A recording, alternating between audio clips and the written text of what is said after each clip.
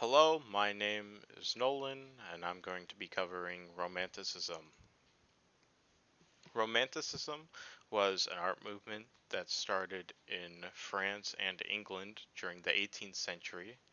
It's a form of art which breaks off from neoclassicalism, which was more focused on order and perfection. Romanticism, on the other hand, seeks to embrace emotion and human nature.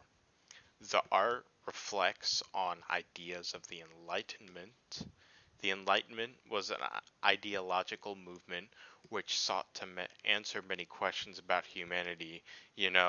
How humans react, or like what's the meaning of life. Certain questions just about humanity as a whole that hadn't really been asked yet. Also, what rights humans had. Things such as that. Before that point, humans had answered only to gods, rulers, etc., and they haven't really thought about how to do things for themselves. So people wanted to know the meaning of how humans operated in their own space. Enlightenment sought to answer these questions, and Romanticism art propped up those same themes from the Enlightenment. The first piece I want to cover is The Ancient of Days by William Blake. William Blake was known as one of the very first Romantic artists. This piece, The Ancient of Days, was originally published in Blake's book, Europe, A Prophecy, in 1794. The book was a collection of poems and paintings by Blake himself. This piece embodies Enlightenment thought, but it doesn't showcase it directly like future artwork would. On the surface, this piece is a man in a ray of light holding a compass out to the void.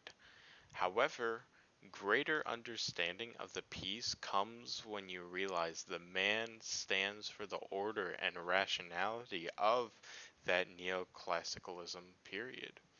The man has no pupils, his beard blocks his mouth, so he doesn't really have any facial expression, which is largely different than a lot of future romantic work. However, he's supposed to represent that past period. The man is using a compass, which, if you didn't know, is a tool used to measure things. So he's trying to measure the void, which has, nothing in it. This void is supposed to symbolize that human nature and emotion of the Romanticism. This is a critique of the ideas of the past because of how people tried to label humanity in a certain way. You know, they tried to measure it or rationalize it, while Blake argues in this piece that human nature covers a wide span of emotions and ideas that cannot easily be defined. This is why the light the figure is coming from is unable to shine into the void. It's that you can't bring that aspect into humanism, human nature, things like that, because it just doesn't translate over. There's this divide that can't be crossed. So this piece precedes many of those works by relaying of the themes of the Enlightenment without outright stating it. So in later pieces, we're going to see those displays of emotion during different situations and whatnot. So the next piece I'd like to show is Liberty Leading the People by Eugene Delacroix. And, forgive me if I butcher any of these names. I'm not French. I don't know French, so. This was a painting created in 1830, and it aims to show the events of the French Revolution. The lady in the middle is meant to be Lady Liberty, a symbolic representation of France and liberty, one of the key components the revolutionaries fought for. After emerging from the smoke behind them, a representation of the revolution itself, she looks back towards her Frenchmen, signaling to them that it's time for them to further take the reins. However, the men we can see clearly in the photo all represent a wide range of emotions. The man to the lady's right looks ready to fight, with pistols in hand in a confident pose. He's ready for more bloodshed.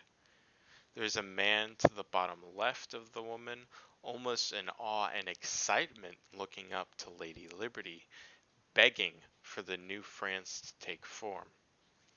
The man to his left looks on as if not sure of what will happen next. He has an unsteady pose and an uncertain look on his face and isn't sure what to do next. Lastly, there's the man to the far left looking in horror at a dead body. He's overcome with dread as he realizes what has just occurred, and perhaps he's thinking to himself, am I next? All of these were thoughts of the French after the Revolution, and of the future the country would indeed have those feelings, including more bloodshed and uncertainty. This piece manages to showcase both triumph and tragedy, hopefulness and uncertainty. It fully defines France at that point in history in a way no piece of artwork could really do before the Romantic period. You know, if it was a neoclassical piece, it would have just been about how like the revolutionaries won. It wouldn't really show that wide range of emotions that was going on throughout France. So this is just one example of how Romanticism and the ideas of the Enlightenment really brushed off on the artwork as a whole and was able to do things that were unprecedented. The next piece I'd like to show is an oil painting made by Theodore Géricault in 1818. It's a very large painting at 16 by 23 feet, so it would like take up a whole wall. This picture is meant to depict a raft from the ship of the Medusa. This was a ship that had crashed 2 years prior that had a crew of nearly 150 people. However, only 15 people ended up surviving the tragedy. Just like Liberty leading the people, this piece showcases human emotion, especially during its hardest times. The fatigue and death laced across these individuals is ultimately pretty terrifying. The people on bottom, those that are still conscious looking on, are almost just looking into the abyss for an answer as to what happened, looking for salvation. However, there is still some hopefulness among some of the crewmates. Those on top look on in the hope to see a sliver of land. The tone on the raft drastically shifts from top to bottom. This is just another example of the range of emotion that Romanticism looks to convey. While they are all in the same situation, every person has a different outlook on the situation. This is precisely why human nature can't be measured, as Blake proposes in The Ancient of Days. Géricault truly shows the full range of humanity in just one scenario in a way that art wouldn't have before.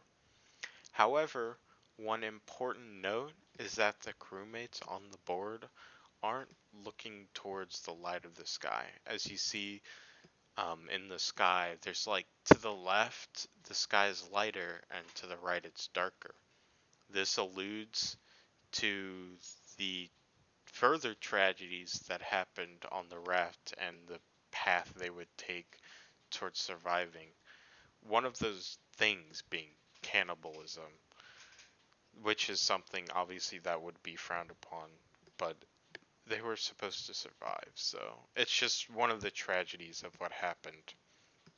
Despite that fact, um, the painting shows the wide range of emotions that Romanticism sought to show in its artwork. So, for my example, I don't really have much to work with. I can't paint or draw, so I decided to look through my photos to see what I had that could relate to the movement. In my search, I found a photo I took on a trip to Colorado in 2018, and the pictures of the group that I went rafting with. For some context, we had just gone on a 3 day backpacking trip, and we were getting ready to go on our second day of rafting. A lot of people on the trip were tired, and I, for one, was very sunburnt. However, the crew still had high morale, and the weather and landscape were beautiful. I think this piece also showcases the range of emotion humans have. Certainly not to the degree of other works, but I think it's comparable. The difference between experience of older rafters and the inexperience of younger ones also set a divide in the way people treated the situation. The adults, they had to like schedule off work to do this, and they were looking at it more as a vacation, although some of the kids I know were more like either scared or they were bored, something like that. The divide was definitely there in the group. I think this piece could have related more to the related more to romanticism if I was able to get a closer look at some of the people. You know, I could have seen if other people were sunburnt, or I could have noticed them laughing, or maybe they were worried. Any which way it was. Although I think overall this picture does, in essence, capture the same idea of differing human nation in similar circumstance, although obviously not to the degree of the last two works, because, I mean, nobody's dying. But yeah, this was my presentation about Romanticism. Thank you all for listening.